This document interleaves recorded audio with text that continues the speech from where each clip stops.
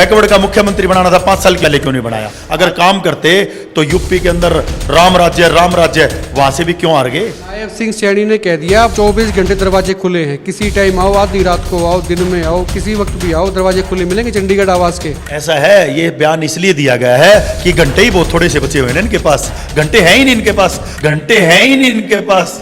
के समाज के बड़े नेता राविंदर जी पिछले दिनों हिसार भी आए थे, हाँसी भी आए, जबरदस्त प्रोग्राम उनके रहे। तो आपका समाज तो उनके पीछे पीछे है, बीजेपी के पीछे लग गया राविंदर जी के चक्कर में। कुछ लोगों ने बोला हमारा समाज गरीब है, हमारे समाज के पास पैसा नहीं है, सरकार से अधिकार है मांगने का, और समाज सक्षम है धर्मशाला बनाने में, और बहुत सुंदर धर्मशाला बनी। आप नहीं दिखे उस दिन, लोगों की नजरें थी भी समाज का प्रोग्राम है, नरेश यादव वो होना चाहिए था। दीपेंद्र जी की यात्रा है, वो हिंदुस्तान में सबसे बड़ी यात्रा आंसी के अंदर निकलेगी। जनता का कैंडिडेट होगा अब की बार, किसी बिरादरी को देख के कैंडिडेट नहीं चुना जाएगा, बिरादरी को देख के कैंडिडेट नहीं चुना जाएगा। नमस्कार, एक मत पोस्ट में आपका बहुत बहुत स्वागत। मैं हूं सर्वेश कुकरा। आज हमारे स्टूडियो में खास मेहमान है नरेश यादव, हाँसी विधानसभा क्षेत्र से कांग्रेस के बड़े नेता। बड़े नेता इसलिए क्योंकि काम बड़े हैं, काम भी बड़े हैं, नाम भी बड़ा है, और दूसरी बात भीड़ भी बड़ी होती है। जब भी कभी रैली होती है, शो होते हैं, रोड शो होते हैं, पार्टी की हो या इनके अपने हो, भीड़ ज़बरदस्त होती है। भीड़ का दूसरा पर्यायवाची बन गया नरेश यादव। पहले तो बहुत बहुत स्वागत। लेकिन अब कांग्रेस जो है हिसाब मांग रही है, हरियाणा मांगे हिसाब। दीपेंद्र सिंह हुड्डा सड़कों पे आ गए हैं, और ये सड़क जो है वो हाँसी की भी नापेंगे। 19 तारीख को हाँसी में आ रहे हैं, तैयारियां कितनी? सर्वेश जी, सबसे पहले आपके चैनल के सभी दर्शकों को बहुत बहुत शुभकामनाएं, बधाई। सर्वेश जी, दीपेंद्र हुड्डा जी, चौधरी भूपेंद्र हुड्डा जी, कांग्रेस पार्टी जी, ये अकेले हिसाब नहीं मांग रहे हैं, इनके साथ जनता हिसाब मांग रही है। ये तो नुमाइंदगी कर रहे हैं, जनता हिसाब मांग रही है। अगर हम हिसाब मांगते तो सिर्फ हम होते रोड पे, जनता कहाँ से आती? जनता इतना जबरदस्त परेशान है कि हिसाब जनता मांग रही है, हम सिर्फ नुमाइंदगी कर रहे हैं। लोग कह रहे थे, कहते स्लोगन तो ये होना चाहिए अभी, दीपेंद्र मांगे हिसाब। दीपेंद्र हुड्डा जो है वो सड़कों पे निकले हुए हैं। नहीं, वो जनता के लिए, जनता की डिमांड पे सड़कों पे हैं। हरियाणा मांगे हिसाब, हरियाणा का एक हरियाणवी हिसाब मांग रहा है, और दीपेंद्र जी उनकी अगुवाई कर रहे हैं, क्योंकि दीपेंद्र जी एक ऐसे नेता हैं जो जनता की नब्ज जानते हैं और जनता की नब्ज के ऊपर राजनीति करते हैं। तो उस दिन भीड़ की गारंटी है क्या? 100%। उस दिन क्या, जिस दिन से यात्रा शुरू हुई है, मतलब सीआईडी रिपोर्ट भी फेल हो गई है, सब फेल हो गया है कि जितनी जनता उसके अंदर उमड़ के आ रही है, हरियाणा के राजनीतिक इतिहास में हमने इतनी जनता कभी किसी के साथ नहीं की जो दीपेंद्र हुड्डा के रोड शो में आ रही है। अमित शाह हरियाणा आए थे, पहले भी आए थे, अभी 2 दिन पहले भी हरियाणा आके गए हैं। उन्होंने भूपेंद्र सिंह हुड्डा को कहा है कि तभी आपने क्या काम किए थे, मतलब हिसाब तो कहता हम लेंगे उनसे, कांग्रेस वालों से, जो उनकी सरकार रही थी, 10 साल राज किया था हुड्डा साहब ने, उनका हिसाब तो हम लेंगे। दूसरी बात उन्होंने कहा कि बैकवर्ड की खैर ख्वाह अगर कोई पार्टी है तो बीजेपी है। क्रीमी लेयर का मसला था, 6 लाख से 8 लाख कर दिया, नोटिफिकेशन तक उनका ले आए वो कहते भी हमसे ज़्यादा बैकवर्ड क्लास का भला कोई नहीं कर सकता, और आप भी तो बैकवर्ड क्लास से आते हैं, तो आपको इत्तेफाक रखते हैं बीजेपी की बातों से? सर्वेश जी, सबसे पहले मैं बताऊं, जो अमित शाह जी बोल के गए हैं, अपने ही किए हुए कर्मों को ठीक सुधारने की कोशिश कर रहे हैं। बैकवर्ड का अगर सबसे बड़ा सत्यानाश किसी ने किया है तो भारतीय जनता पार्टी ने किया है। मैं प्रूफ के साथ आपको बताना चाहूंगा, भारतीय जनता पार्टी ही क्रीमी लेयर के ऊपर ये रोक लगाने वाली, शामिल करने वाली थी। आज अपने ही फैसले को वापिस लेके चुनावी सीजन में आके आज ये फैसला लिया। 10 साल कहाँ थे? क्रीमी लेयर की डिमांड कर करके बैकवर्ड ने पूरा का पूरा अपनी डिमांडे दिल्ली तक जा जाके बैठ लिए, धरने कर लिए, 10 साल क्यों नहीं हटाया? अमित शाह कह रहे हैं, कहते हैं हमने बैकवर्ड का मुख्यमंत्री तक बना दिया। यूपी चुनाव ने अकल ठिकाने लगा दी। यूपी चुनाव से बैकवर्ड ने सुपड़ा साफ कर दिया। हरियाणा में 5 सीटें नहीं आती अगर बैकवर्ड की कदर कर ली होती तो। मैं आज भी कहता हूं, बैकवर्ड की कदर ना करना ही भारतीय जनता पार्टी को औंधे मुंह गिरे हैं। अब तो बैकवर्ड का मुख्यमंत्री बन गया, वो कहते हैं नायब सिंह सैनी बैकवर्ड के नेता है, उनको मुख्यमंत्री हमने बना दिया, तो अब तो बैकवर्ड पीछे पीछे हो जाएंगे बीजेपी के। आप एक बात बताइए, ये सब लॉलीपॉप चुनाव के टाइम में क्यों? बैकवर्ड का मुख्यमंत्री बनाना था, 5 साल पहले क्यों नहीं बनाया? आज बना दिया, स्वागत है। लेकिन जितने भी काम आज तक भारतीय जनता पार्टी का, जनता का विश्वास नहीं रहा इस पार्टी पे। ये जो भी घोषणा करते हैं ना, सिर्फ घोषणाओं में है। जब से सरकार आई है, एक भी घोषणा के ऊपर इन्होंने काम किया हो? अगर काम करते तो यूपी के अंदर राम राज्य वहां से भी क्यों हार गए?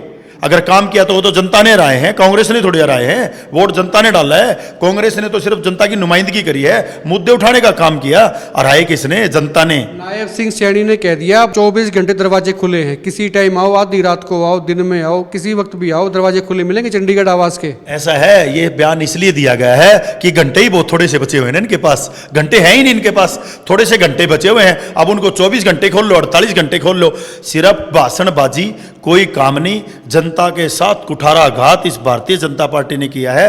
और बैकवर्ड को तो इतना बड़ा अधिकार है बैकवर्ड का देश के अंदर, आप देखेंगे 65%, 60% के करीब बैकवर्ड इनके साथ खड़ा था। आज उनके साथ इन्होंने बहुत बड़ा धोखा किया। क्रीमी लेयर की व्यवस्था लेके कौन आया? इनके ऊपर कंडीशनें लगाई किसने? भारतीय जनता पार्टी ने। और अगर ये क्रीमी लेयर ये हटाने वाले थे तो 10 साल कहाँ गए थे? हटाना चाहिए था। और आज भी 8 लाख रुपए नहीं, कम, हमारी डिमांड 12 लाख की थी, तो 12 लाख क्यों नहीं किया? और पहले था ही नहीं। ये व्यवस्था लेके कौन आया? कंडीशन लेके कौन आया? भारतीय जनता पार्टी। ये तो वो काम हो गया, ये तो वो काम हो गया, लगाओ खुद, एक बार लगा दिया और उसको हटा के हमने हटा दिया। अरे भाई, आप अपने किए हुए कर्मों को वापस ले रहे हो, इसमें जनता का कौन सा भला कर दिया आपने? आपके समाज के बड़े नेता राव इंद्रजीत पिछले दिनों हिसार भी आए थे, हाँसी भी आए, जबरदस्त प्रोग्राम उनके रहे, तो आपका समाज तो उनके पीछे पीछे है, बीजेपी के पीछे लग गया राव इंद्रजीत के चक्कर में। मैं आपको कहना चाहता हूं, राव इंद्रजीत एक बहुत बड़े नेता हैं हमारे समाज के, और सामाजिक काम के लिए भी, और किसी का सामाजिक, हमारी एक धर्मशाला का उद्घाटन था, उसको भी लोगों ने राजनीतिक अड्डा बना दिया। कई लोगों ने उसके ऊपर भी राजनीति की। राव इंद्रजीत जी नाराज होके गए हैं, उनको आके ऐसी व्यवस्था में डाल दिया कि कोई कुछ बोल रहा है, कोई कुछ बोल रहा है, वहां भी एक मंच पे नहीं पाए। आंसी के विधायक को 3 प्रोग्रामों में बुलाया तक नहीं, कहां है? सारी की सारी राजनीति खिंडी पड़ी है, एक दूसरे की शक्ल देख के खुश। प्रोग्राम जो आपके समाज का प्रोग्राम था उसमें तो थे कौन विधायक? बिल्कुल नहीं गए। धर्मशाला के उद्घाटन पे गए हो तो आप देखो, धर्मशाला के उद्घाटन पे गए हो तो पूछो। उस वक्त तो वो किसी मीटिंग में थे ना, धर्मवीर जी, वो जो वहाँ। बिल्कुल नहीं। धर्मशाला के ऊपर विनोद ब्याना जी का पत्थर लगवा दिया गया, नाम लिखवा दिया गया, लेकिन धर्मशाला तक जाने के नहीं हुए। क्यों नहीं गए? बड़ा क्वेश्चन है ये। उस दिन ग्रीवेंस कमेटी की मीटिंग थी सार में, सारे नेता वहीं से आए थे। ऐसा है, जब धर्मशाला का कार्यक्रम रखा था उस दिन ये बात करनी चाहिए थी। ग्रीवेंस जरूरी थी तो फिर समाज कहां छोड़ दिया? धर्मशाला के लिए पैसा तो इकट्ठा कर दिया समाज के लोगों ने। कौन सा पैसा इकट्ठा कर दिया जी? समाज 21 लाख किसी ने दिए, 31 लाख विधायक ने दिए। कुछ लोगों ने बोला हमारा समाज गरीब है, हमारे समाज के पास पैसा नहीं है, सरकार से अधिकार है मांगने का, और समाज सक्षम है धर्मशाला बनाने में, और बहुत सुंदर धर्मशाला बनी। आप नहीं दिखे उस दिन, लोगों की नजरें थी भी समाज का प्रोग्राम है, नरेश यादव को होना चाहिए था। मैं आपको बताऊं, 2 तारीख से ये हरिद्वार यात्रा चल रही थी, और सरपंच हमारी और मेरे छोटे भाई दोनों वहां मौजूद थे। तन मन और धन से समाज के साथ हर सुंदर धर्मशाला बनेगी, इस बात का वादा करता हूं आपसे मैं, और बहुत सुंदर। और ये समाज तक सीमित नहीं रहेगी धर्मशाला, आने वाले टाइम में यादव धर्मशाला के हर समाज को फायदे होंगे, ऐसे ऐसे बेनिफिट। सवाल तो दूसरा हटके था, बात इधर आ गई। राव इंद्रजीत बीजेपी के नेता हैं, और उनको या आपके समाज को ऐसा लगता है कि हमारे बड़े नेता हैं, तो उनके चक्कर में या उनके समर्थन में आपका समाज जो है वो बीजेपी की तरफ में मोल्ड हो रहा है, या फिर कांग्रेस में भी है? नहीं नहीं नहीं, ऐसा क्या है? राव इंद्रजीत हमारी बिरादरी से आते हैं, इसीलिए तो है ना, तो मैं भी तो उसी बिरादरी से हूं। कौन समाज नहीं चाहेगा? किसका समाज नहीं चाहेगा? जाति बिरादरी की राजनीति को करनी है। नरेश तो एक काम के नाम से उभर के आया है, और टीम नरेश ने काम करके दिखाए, तो हम जनता के अंदर हैं। ठीक है, राव इंद्रजीत जी जिस पार्टी में राजनीति कर रहे हैं वो अपनी बात रखें, जनता को जो समझ में आएगा जनता फैसला लेगी। वापस दोबारा दीपेंद्र सिंह हुड्डा पे आ जाते हैं। 19 तारीख को जब वो आएंगे, रोड शो निकलेगा, और बाजार जो है तंग है, पहले से बाजार बहुत तंग है, तो मतलब भीड़ जो है वो आएगी आपकी, तो वो कहाँ कहाँ से, उसका रूट प्लान क्या है? एक बात मैं आपको बता देता हूं, अभी तक रूट फाइनल नहीं हुआ है।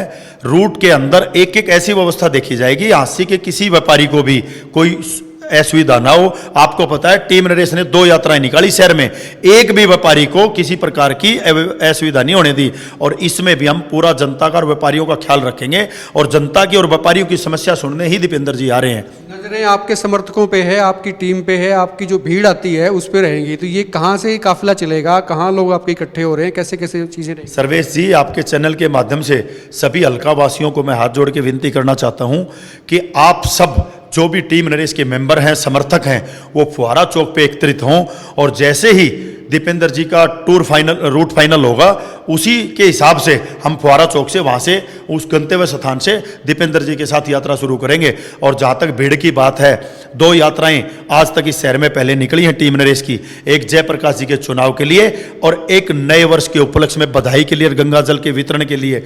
मैं इतना दावे से कह सकता हूँ, टीम नरेश की वो यात्रा हरियाणा के इतिहास में सबसे बड़ी यात्रा साबित हुई थी, और जो दीपेंद्र जी की यात्रा है वो हिंदुस्तान में सबसे बड़ी यात्रा आंसी के अंदर निकलेगी। आखिरी सवाल ये है, विधानसभा चुनाव की तैयारी कितनी, समय बहुत कम रह गया है। बिल्कुल ऐसा है सर्वेश जी, पार्टी अपने अपने सर्वे करवा रही है और सर्वे से पार्टी को जो करनी, अब की बार ना जात बिरादरी पे स्पष्ट रूप से हाईकमान ने बोल दिया है, दीपेंद्र जी ने बोल दिया है, चौधरी भूपेंद्र सिंह हुड्डा ने बोल दिया है, चौधरी उदय भांजे ने बोल दिया है, सर्वे के हिसाब से टिकटें मिलेंगी। जनता जिसको चाहेगी जनता का कैंडिडेट होगा। अब की बार किसी बिरादरी को देख के कैंडिडेट नहीं चुना जाएगा। शुक्रिया बात करने के लिए। जनता का कैंडिडेट होगा, लेकिन उससे पहले दीपेंद्र सिंह हुड्डा 19 तारीख को हांसी की सड़कों पे आएंगे, सड़कें नापेंगे भी कह सकते हैं, हिसाब भी मांगेंगे। हिसाब मांगेंगे बीजेपी सरकार से, बीजेपी की नायब सिंह सैनी सरकार से कि उन्होंने किया क्या है पिछले 10 साल में।